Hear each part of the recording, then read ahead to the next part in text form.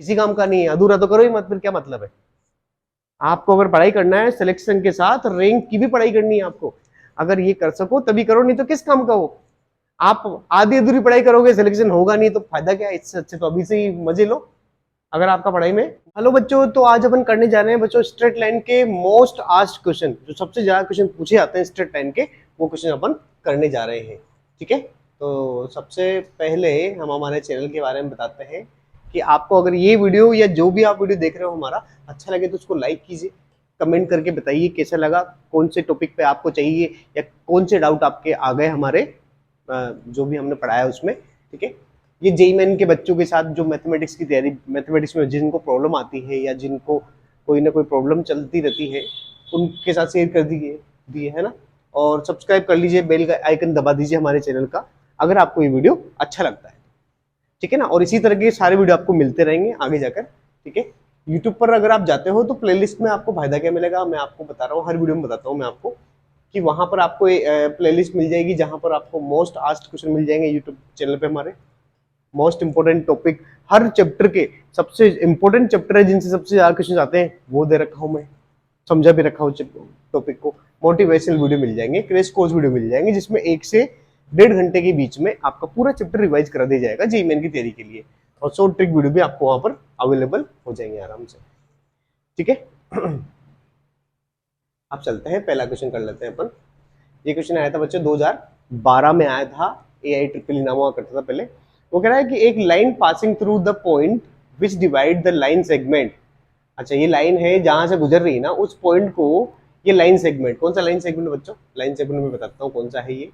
1,1 और 2,4, ये उसको कट कर रहा है 3:2 में, मतलब ये लाइन अपनी कौन सी, 2x + y = k। इस लाइन को जिस पॉइंट पर कट कर रहा है ना, उसको ये 3:2 में कट कर रहा है। ठीक है, तो ये पॉइंट निकालना मुझे, ये पॉइंट निकाल कर, इस पॉइंट को P मानते हैं, इस पॉइंट को निकाल लो और फिर x और y कोऑर्डिनेट यहाँ रख देना P के।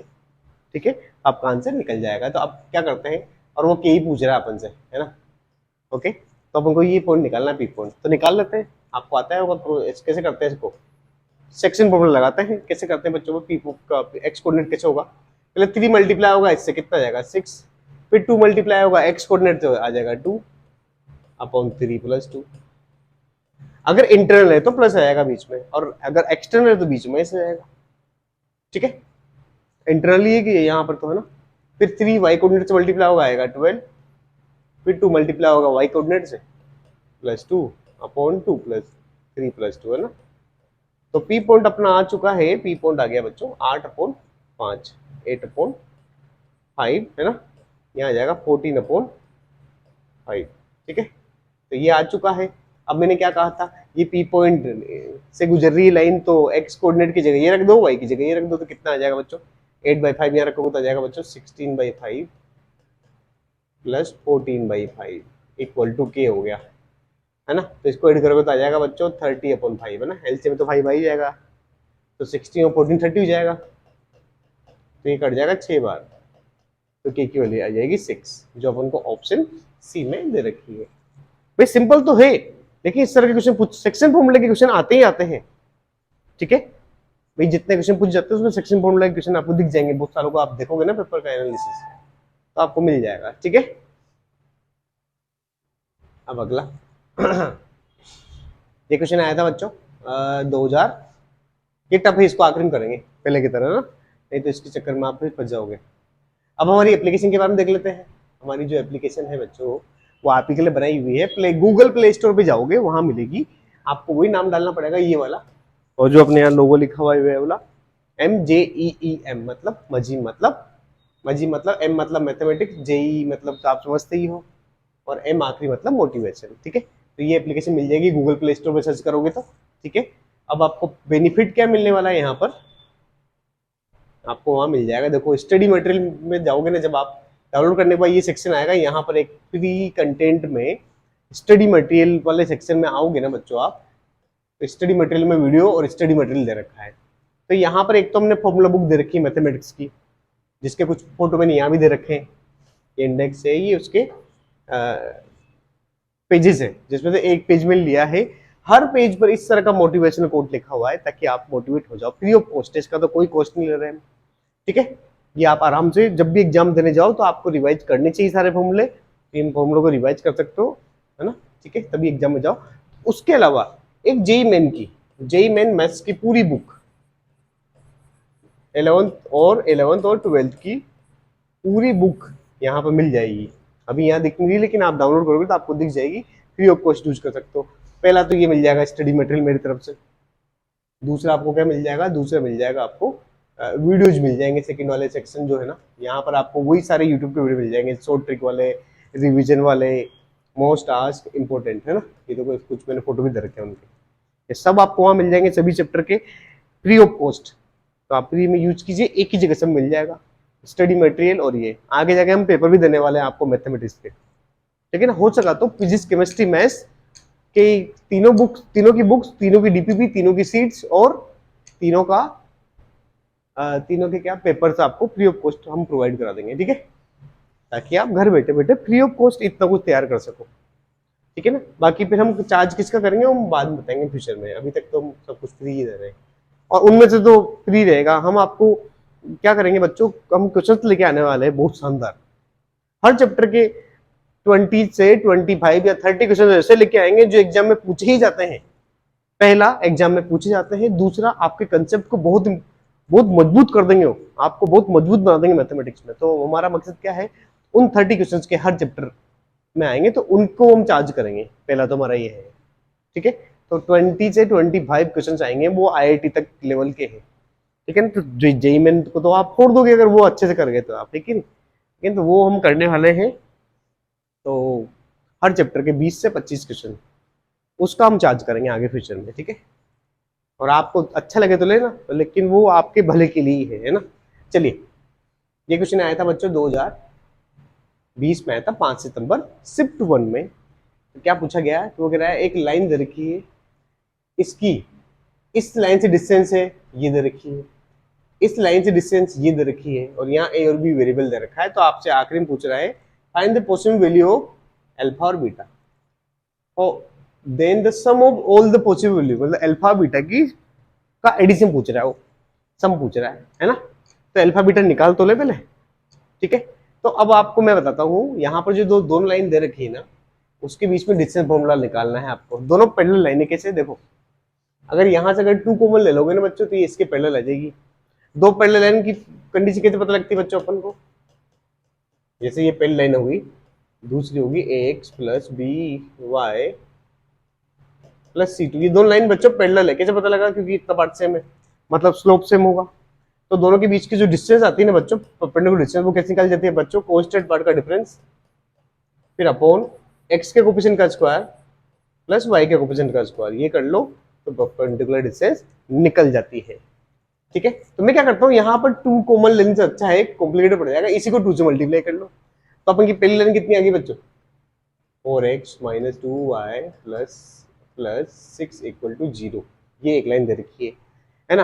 अब 4x minus 2y plus alpha, अरे यार थोड़ी प्रॉब्लम आ जाएगी यहाँ, तो रुको रुको रुको रुको, इस यहाँ पे 3 से मल्टीप्लाई कर रहा है, फिर तो 2 से इसको मल्टीप्लाई करेंगे फिर इसके लिए 3 से करते रहेंगे क्या, नहीं नहीं नहीं नहीं, इसी को 2 से डिवाइड करते हैं फिर अपन। तो पहली लाइन होगी बच्चों की 2x minus y plus 3 equal to 0, इसको 2 से डिवाइड करो, कितना आ गया बच्चों, 2x minus y plus alpha by 2 equal to 0 equation 2, इसको 3 से डिवाइड करो, तो 2x minus y plus beta by 3।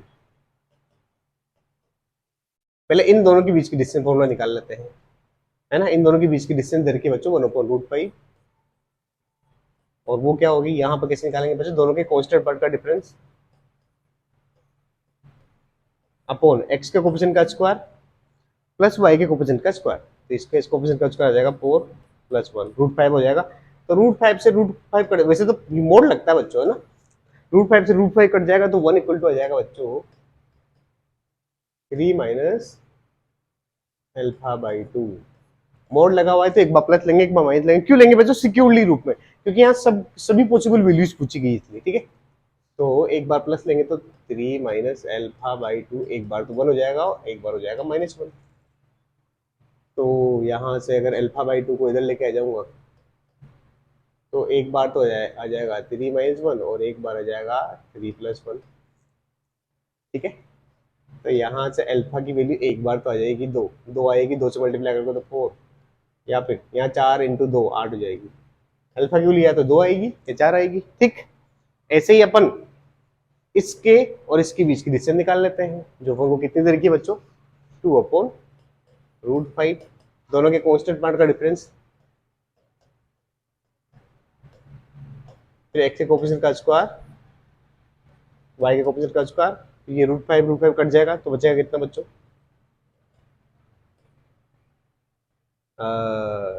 3 - β/3। अब वही प्लस माइनस लेना पड़ेगा, तो यहाँ से 3 - β/3 आ जाएगा, एक बार तो 2 आ जाएगा, एक बार -2 आ जाएगा।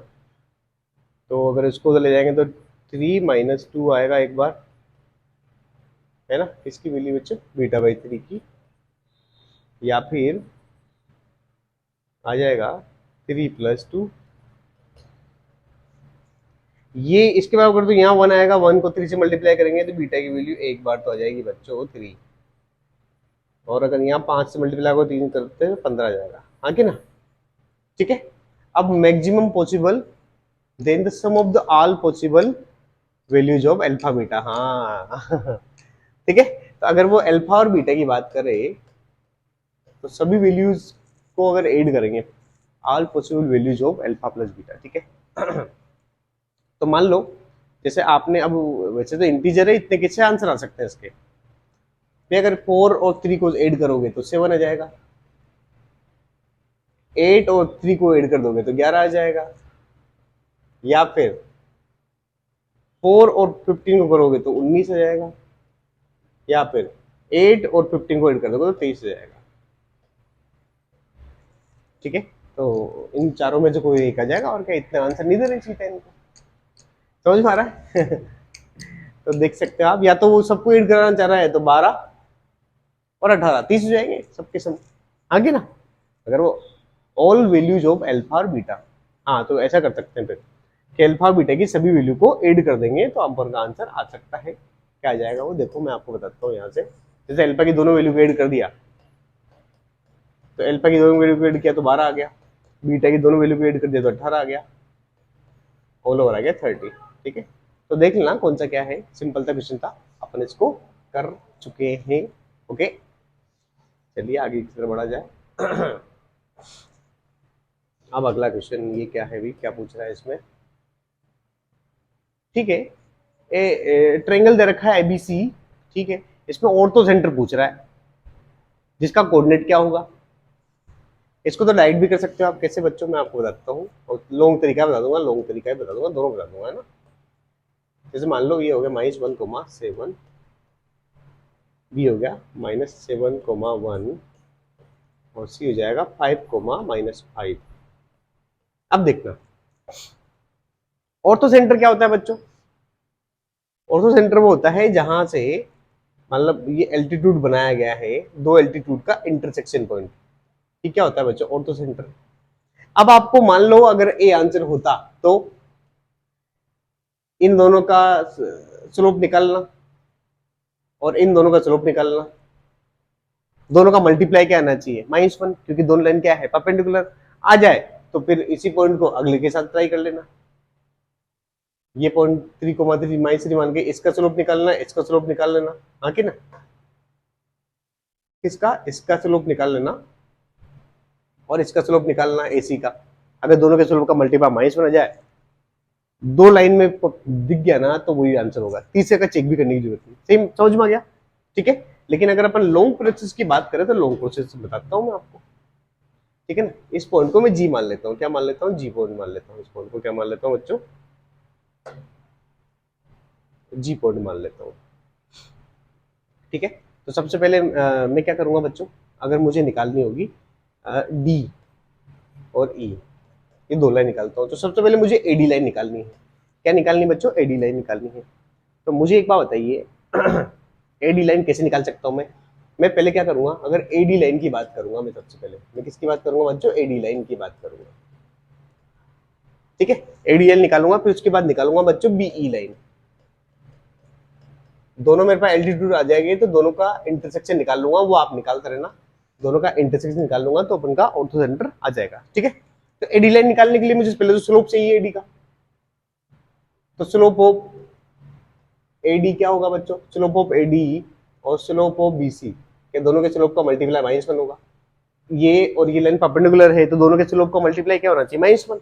तो बीसी का स्लोप निकाल लो, एडी का निकल जाएगा। स्लोप ऑफ एडी हो जाएगा बच्चों, इसका स्लोप हो जाएगा 2 पॉइंट दे रखे हो तो y2 - y1 upon x2 - x1। तो y2 - y1 6, फिर x2 - x1 ये हो जाएगा -12 है। तो m ऑफ एडी आ जाएगा बच्चों, ये तो -1/2 आ ही गया, माइनस माइनस कट जाएगा। स्लोप ऑफ एडी आ जाएगा बच्चों आपका 2। बस, तो जब इसका स्लोप मालूम है, ये पॉइंट मालूम है, तो एडी लाइन अपन निकाल सकते हैं ना। अपन एडी लाइन कैसे निकाल सकते हैं? स्लोप भी मालूम है, लाइन भी मालूम, पॉइंट भी मालूम कहां से गुजरा, तो हो जाएगा y - y1 m x - x1। ठीक है, एक साइड लेके आ जाओ, ये बचेगा y - 7 2x + 2। तो 2x - y ये माइनस उधर हो जाएगा 9। एक लाइन तो आ चुकी है, अब ऐसे ये भी निकाल लेते हैं, बताओ। तो स्लोप ऑफ बीई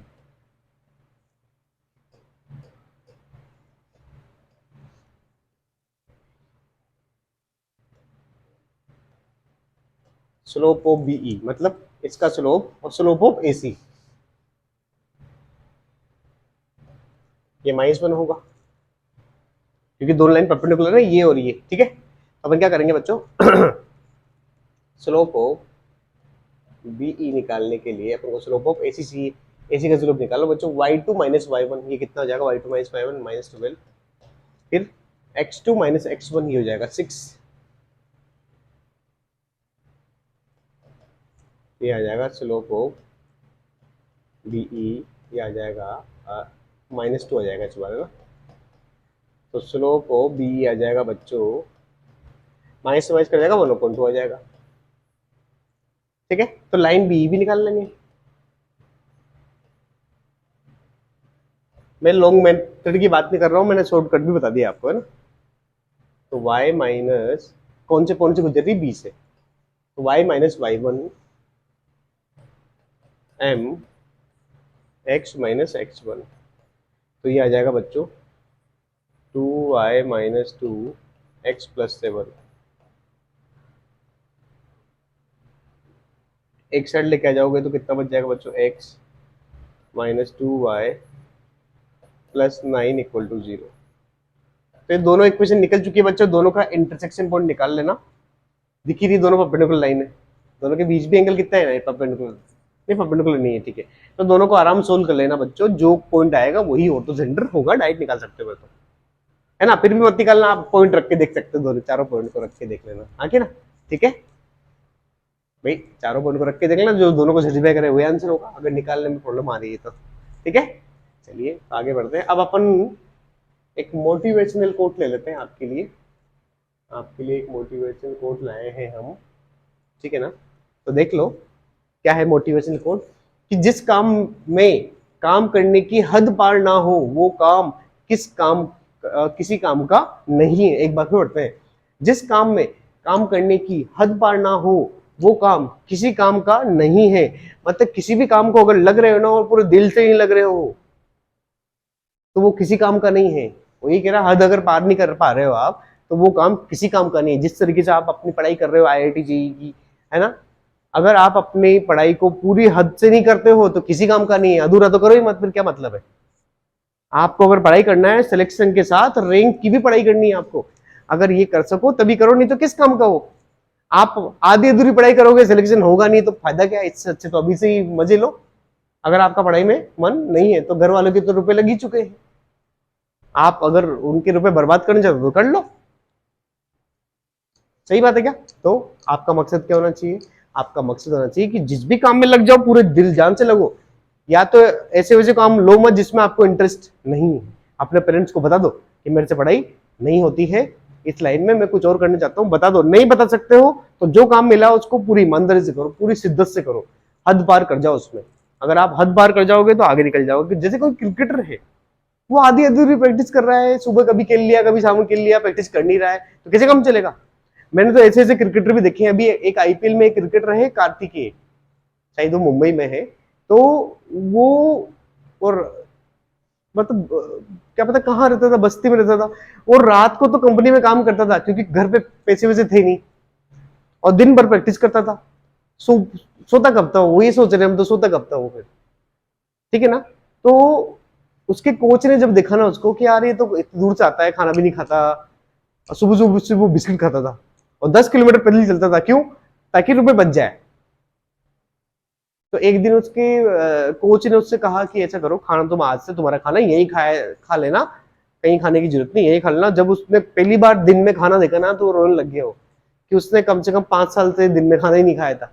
सुबह बिस्किट खाता था, बस शाम को खाता था, दिन में तो कभी खाना देखा ही नहीं था। कार्तिकेय, जो भी आप आईपीएल में देख लेना, शायद मुंबई इंडियंस में खेल रहा है अभी 2022 में। इतनी शानदार स्टोरी इसकी। इस तरह से लगो जुनून यार, कि वो रात भर भी मेहनत कर रहा है, दिन में मेहनत कर रहा है। अगर इस तरह का जुनून आपके अंदर होगा तो आप बहुत आगे बढ़ जाओगे, ठीक है। तो हद पार करने जैसी पढ़ाई करो, ठीक है। चलिए आगे बढ़ते हैं अपन।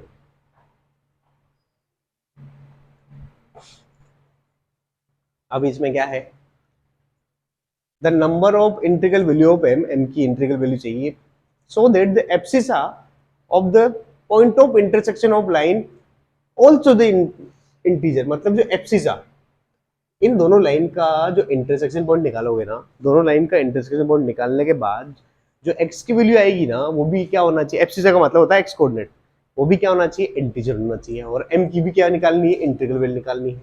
तो सबसे पहला काम है अपना कि अपन इन दोनों लाइन का एक्स कोऑर्डिनेट तो निकाल ले। तो करना कुछ भी नहीं, इस वाई की वैल्यू उठा के यहाँ रख दो, तो कितना बच जाएगा, 3x + 4, वाई की वैल्यू है बच्चों mx + 1 = 9, है ना। तो कितना आ रहा है ये, 3x + 4 mx + 4 + 9। यहाँ से अगर x कॉमन ले लोगे तो बच जाएगा बच्चों 3 + 4m, ये 4 उधर जाके 9 से सब्ट्रैक्ट करने के बाद 5 बच जाएगा। तो x की वैल्यू हो जाएगी बच्चों अपने पास 5/3 + 4m। अब वो कह रहा है कि x इंटीजर कब होगा, और x इंटीजर कब होगा, उस केस में अपन को m की वैल्यू निकालनी है, नंबर ऑफ इंटीग्रल वैल्यू कितनी आ सकती है। तो अपन देख लेते हैं। आप मुझे बताओ बच्चों x इंटीजर कब हो सकता है, सुनना। जैसे 5 लिखा है, मान लो नीचे मैंने 2 लिख दिया, तो क्या इंटीजर बन पाएगा, नहीं बन पाएगा। 3 रख दिया तो नहीं बन पाएगा। तो मतलब नीचे सिर्फ 1 होना चाहिए, ये तो पता लग गया आपको, नीचे क्या होना चाहिए, सिर्फ 1 होना चाहिए, ठीक है, तब इंटीजर हो सकता है। या नीचे -1 हो सकता है, तब भी इंटीजर हो जाएगा, आगे ना। या फिर 5 के नीचे 5 ही आ जाए तब भी इंटीजर हो सकता है, और 5 के नीचे -5 आ जाए तब भी इंटीजर हो सकता है। तो मैंने आपको 4 केस बता दिए हैं। क्या बता दिए बच्चों, मैंने 4 केस आपको बता चुका हूं कि क्या क्या वैल्यू नीचे वाले की हो सकती है। तो आ जाइए, मैं लिख देता हूं आपके लिए जो मैंने बताया है ना। ये सोचना पड़ेगा, 3 + 4m की वैल्यू हो सकती है, या तो 1 हो सकती है, या -1 हो सकती है, या 5 हो सकती है, या -5 हो सकती है। इसके अलावा कुछ भी नहीं हो सकती। क्यों, क्योंकि फिर इंटीजर रहेगा नहीं, डिवीजन वाला पार्ट।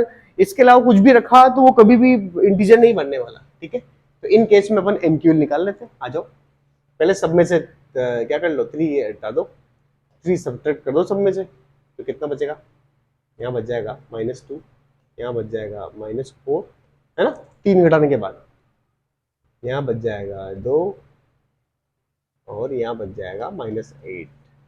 आप 4 से डिवाइड कर दो, तो यहाँ बच जाएगा -1/2, यहाँ बच जाएगा -1, यहाँ बच जाएगा 1/2, और यहाँ बच जाएगा -2। तो अपन ने बात की थी बच्चों कि ये सब करने के बाद अगर x की वैल्यू इंटीजर रखने के बाद m की भी इंटीजर वैल्यू नहीं चाहिए, तो m की इंटीजर वैल्यू जैसे भी 2 हो रही है,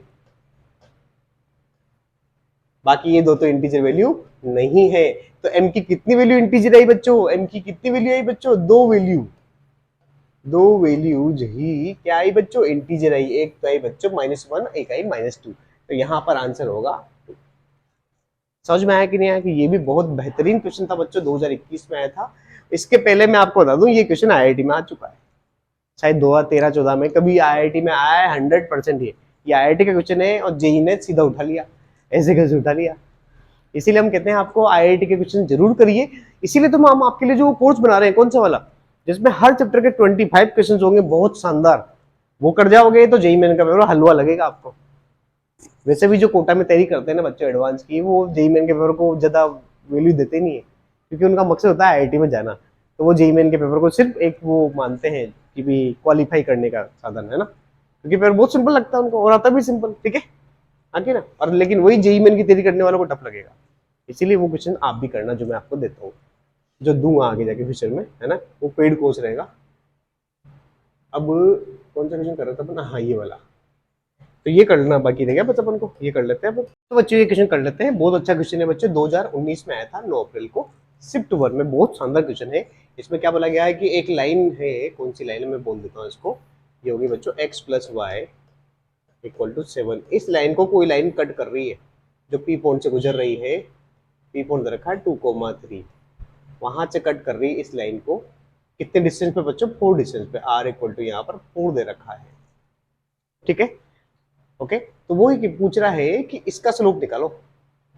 इसके स्लोप को मैं कहता हूँ m1 आपको दे रखा है बच्चों, x/y -1 आ जाएगा ना, निकाल सकते हैं। वो कह रहा है कि अगर इसका स्लोप m2 है तो वो निकाल के बताओ, ठीक है। तो अपन को ऑल ओवर क्या चाहिए भाई, दो लाइन के बीच में एंगल निकालने का फॉर्मूला, मान लो दोनों के बीच में एंगल अगर थीटा दे रखा है, तो फॉर्मूला क्या होता है बच्चों, tan theta = m1 - m2/1 + m1 m2, ये होता है। तो आपको क्या करना है बच्चों, यहां पर m2 निकालना है, मतलब आपको पहले थीटा पता होना चाहिए। थीटा यहाँ पर अपन को पता नहीं है तो थीटा निकालते हैं अपन, आ जाओ थीटा निकालने का जुगाड़ करते हैं। फिर परपेंडिकुलर डालता हूं मैं यहां से इस पर, फिर इसको P बोल दिया, इसको A बोल देता हूं, इसको B बोल देता हूं। क्या अपन बच्चों पीबी डिस्टेंस निकाल सकते हैं, पीबी डिस्टेंस निकाल सकते हैं, हाँ निकाल सकते हैं। किसी पॉइंट से किसी लाइन पर परपेंडिकुलर डिस्टेंस निकाली जा सकती है। कैसे निकालते हैं बच्चों, पहले x की जगह 2 रख दो, फिर y की जगह 3 रख दो, फिर अपॉन x के कोफिशिएंट का स्क्वायर, फिर y के कोफिशिएंट का स्क्वायर का मोड, कितना हो गया 2/√2, मतलब ऑल ओवर हो जाएगा ये √2।